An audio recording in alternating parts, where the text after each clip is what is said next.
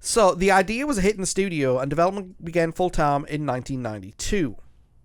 But, and this is the problem when you have egos in video games, lead designer Tom Hall started clashing heads with the rest of the studio. And it all began with the Doom Bible. Now, you know what the Doom Bible was? It was, I don't know about the Doom one specifically, but it was like a list of things that, like the plot, how things are supposed to be. Yeah, it was the design document, basically. What all video games should have, and all creative endeavors have. Like, for example, I'm holding this episode's quote-unquote design document in my hand, which is a pile of research that I did for this game, for this episode for this game.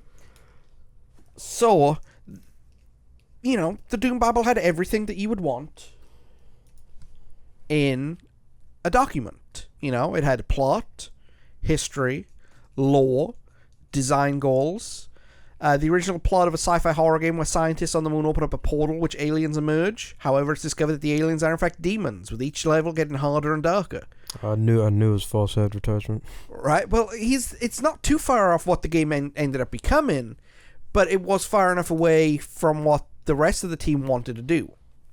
Yeah. Because here's the thing. Your lead designer and your lead programmer are basically the two main guys on a video game design team. Yes. Especially back then. They didn't have they didn't have a Todd Howard, for example. Right? So what you do is you follow their lead and you program the game that they want, and usually those two people are in sync with each other. Yeah. But Hall and Kamrak were not in sync with each other, and they had drastically different visions for what they wanted to do, even though they'd already greenlit production on this new game. Yeah. So, what happened next? Lead artist Romero loved the idea, but Kamrak not only hated the idea, but dismissed games having a story at all. Sounds like a certain Japanese man. Well, here's the thing. I personally think all good video games have a story. Metal Gear. Yeah. Because there's got to be a plot to what you're doing, otherwise you're just jumping over, you just platform it. Without a story, the game doesn't have a soul. Exactly. I mean, even Mario at its base has a story to it. Well, think about it.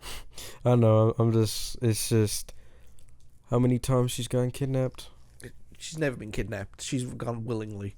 Mario's an evil, jealous ex-boyfriend stalker. Well, we're not going to go into conspiracy theories. It's not conspiracy theories, that's conspiracy fact. Okay. No, right. But he actually said, and I'm sorry to say this, son, he said, story in a video game is like story in a movie. It's expected to be there, but it's not that important. So basically, he wanted to remove the plumber coming to fix the sink element of the game. But he did insist, Kamrak did insist he wanted the game to be a fast and continuous whirl. Hall disliked the idea, but Romero was for it. This caused Hall to rework the Bible into something that would fit the technology. So basically what this game was supposed to be was not just a game, but a showcase on the engine, the game engine, and showcase what the engine could do, what it could render, how it could perform with certain games and certain elements.